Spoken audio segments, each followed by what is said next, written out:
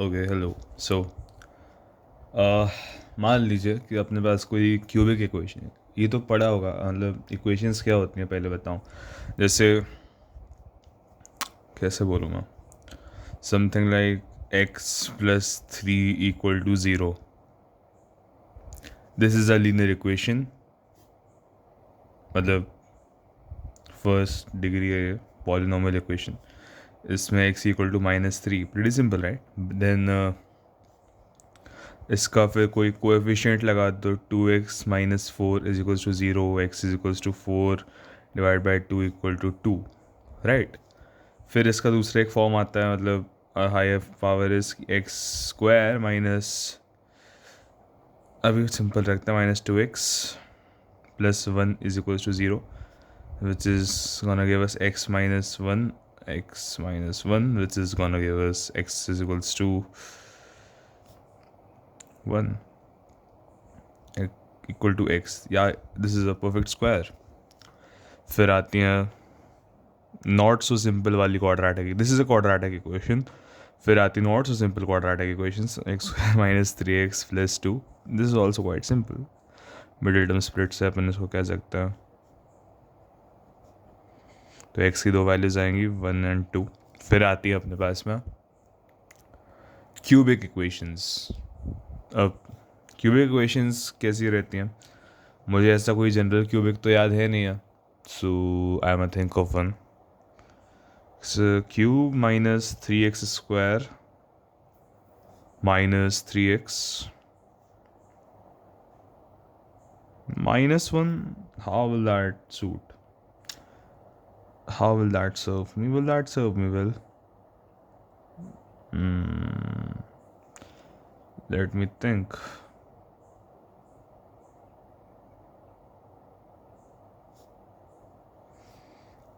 I mean, इसमें कुछ solutions निकाल सकता हूँ क्या मैं? 1 - 3 that won't work. -1 -3 plus, okay तो मैंने बिना सॉल्यूशन वाली निकाली, but you do it the general idea right कि what is a cubic equation. So what I've thought of is to depress a cubic equation. Let's assume एक general cubic equation of the form ax³ plus bx² plus cx plus d. Right. Now what I want to do here is कि मैं y is equals to, no sorry my bad, x is equals to y minus b/3 है, मैं assume कर लूँ। This assumption is known as Cardano's method. Method. This is beyond the scope of the JEE examination, but it's still quite fun to do. JEE में नहीं पूछते इससे related चीज़ें, but still it's fun. अगर मैं ऐसा कोई assumption लेता हूँ, so इससे जो ये वाली चीज़ रहती है, ये बॉयल डाउन हो जाती है एंड एलिमिनेट हो जाती है अपने फाइनल इक्वेशन से, ठीक है। तो फाइनल इक्वेशन अपना कुछ ऐसा बनता है कि y³ plus py plus q = 0, right. अब यहाँ पे मुझे आज दिखा cube, I was just missing around with this. मुझे यहाँ पे दिखा क्यूब, यहाँ पे एक लीनियर। सो क्या होता है in trigonometry, there is this function cos function. Cos function क्या होता है बेसिकली, लाइक ये ट्राइंगल हो गया अपना, अगर ये कोई एंगल थीटा है, सो इसको मैं बोलूँ h, ऐसे बोलूँ b, इसको बोलूँ capital H, hypotenuse.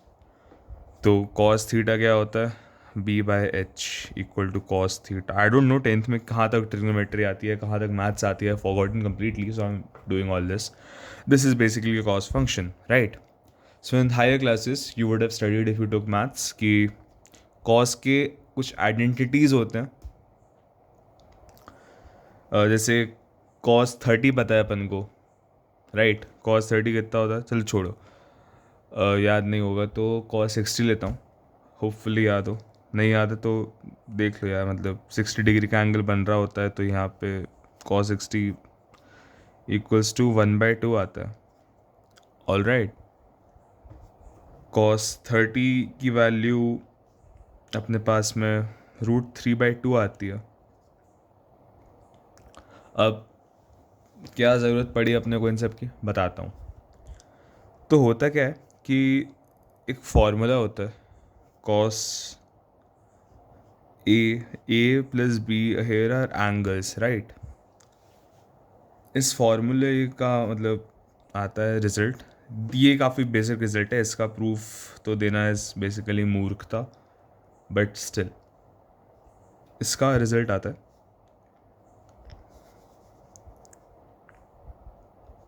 cos a cos b minus sine A sine B. ठीक है, अब मान लो कि ए और बी बराबर हो गए, cos ऑफ 2a बन जाएगा यहाँ पे a plus B, A equal to B, A plus A 2a।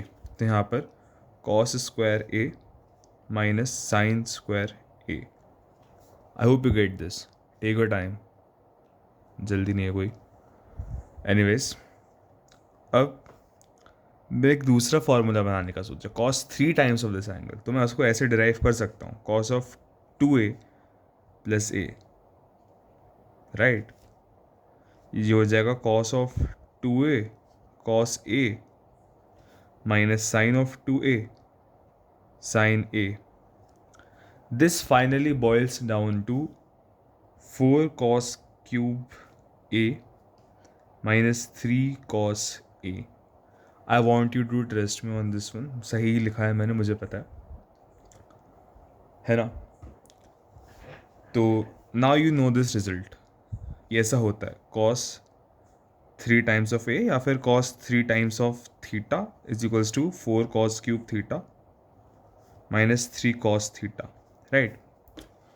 So now what I am thinking of doing है कि जो y है मैं इसको सब्सटीट्यूट करूं as some r cos theta. Let y r cos theta, ठीक है, कर दिया। चलो यहाँ पे बना r cube cos cube theta plus P R cos theta plus Q is equal to 0। अब मेरा मन करा, क्योंकि मुझे cos 3 थीटा की आइडेंटिटी बनानी है, यहाँ पे cos क्यूब थीटा cos की पावर 3 थीटा और यहाँ पे भी 3 थीटा के साथ में एक 4 है, तो मेरा मन करा कि मैं यहाँ पे 4 लाना चाहूँ। तो मैंने इस पूरी इक्वेशन को मल्टीप्लाई करा उससे 4/r³ से, है ना, दोनों तरफ मल्टीप्लाई करें, यहाँ तो 0 रहेगा, is equals to 4 cos cube theta plus p/r², sorry 4p/r² cos theta plus 4q/r³, right. अब looking at my standard result है, ये कैसा फॉर्म की चीज़ बनेगी कि 4 cos cube theta plus 4p/r² cos theta is equals to minus of 4q/r³।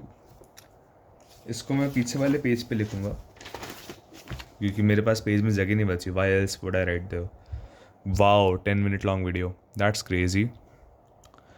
इसको मैं लिख सकता हूँ एज, मतलब रुको मैं अपने डिस्कवरीज भूल गया। 4 cos क्यूब थीटा यहाँ था, I speed up a bit, please try to catch up.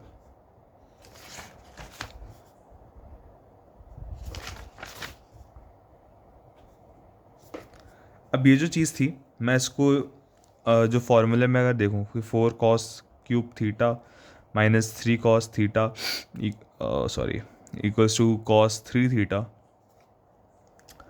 तो ये जो चीज़ है और ये चीज़ है ये बराबर होनी चाहिए सिमेट्री के लिए। तो 4p/r² is equals to minus of 3, इससे मैंने बोल दिया कि मेरा आएगा r is equals to 2 times under root minus of p/3। सोच लेना इस पे, ओके। ये आ गया रिजल्ट, एंड यहाँ पर आना चाहिए cos 3 theta. So cos 3 theta is equals to minus of 4q by r का क्यूब, एंड r है ये वाला, तो मैं इसका क्यूब करूँगा तो 8 इंटू p/3, 3 नहीं 3 सॉरी, माइनस कॉम बाहर ही देते हैं क्योंकि थर्ड रूट हो चुका है, एंड ये मतलब वो p/3 राइट। सो ये हुआ, so which is gonna give me 3/2 q/p third root of minus p। wait I'll be back, yeah I'm back।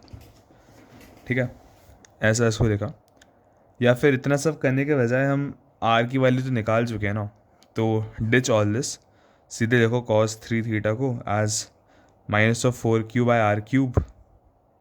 ठीक है, एंड यानी कि 3 थीटा बेसिकली। अब एक और नई चीज़ बताता हूँ, कोई चीज़ लिखिए cos of x is equals to some y, तो आप x एक एंगल होता है, y एक वैल्यू होती है। ठीक है, तो x को आप लिख सकते हो cos of inverse of y, इसको रीड करते हैं cos इनवर्स ऑफ y। जैसे मान लो कि x is equals cos x is equals to 1/√2 दिया है मुझे, तो x आएगा मेरा cos इनवर्स 1/√2, यानी कि इसके अंदर जो फंक्शन रहेगा, ऐसा कब फंक्शन है किसी cos के एंगल के साथ, cos का कैसा एंगल चुनूँ कि ये वाला अंदर का फंक्शन है which is going 45 degrees. All right, 3 theta को अपन यहाँ पे लिख सकते हैं cos inverse of -4q/r³ and which gives me theta is equals to 1/3 cos inverse minus का 4q/r³, है ना।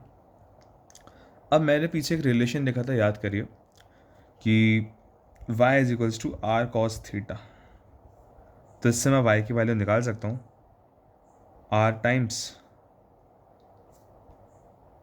मतलब cos of 1/3 cos inverse -4q/r³। तो दिस इज़ फंडामेंटली थोड़ा सा लंबा, बट इससे अपने को, I am itching my balls, okay sorry, इससे अपने को एक चीज़ मिलती है कि जो -4q/r³ है, -4q/r³, this always has to be, इसकी जो मतलब माइनस, इसकी जो भी वैल्यू है, ये -1 से बराबर या बड़ी होनी चाहिए, मतलब हाँ, और 1 से बराबर या छोटी होनी चाहिए, क्योंकि कॉस का जो एक फंडामेंटली ग्राफ देखा जाए, सो इट्स बेसिकली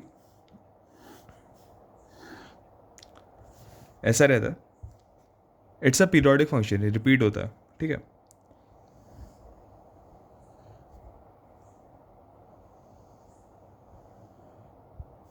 इस टाइप का ग्राफ रहता है कॉस का। This is the maximum value of this function which is 1, and this is the minimum value of this function which is -1। सो ये ऑब्वियसली इस रेंज के अंदर ही रहना चाहिए, तभी ये मतलब इसके अंदर रहना चाहिए, तभी एक रियल वैल्यू देगा आपका क्यूबिक इक्वेशन, नहीं सो इमेजिनरी रूट्स देगा वो। सो या दिस वाज माय राम कथा। सीधे सीधे भी सॉल्व कर सकते हैं ट्रायल एरर से, बट या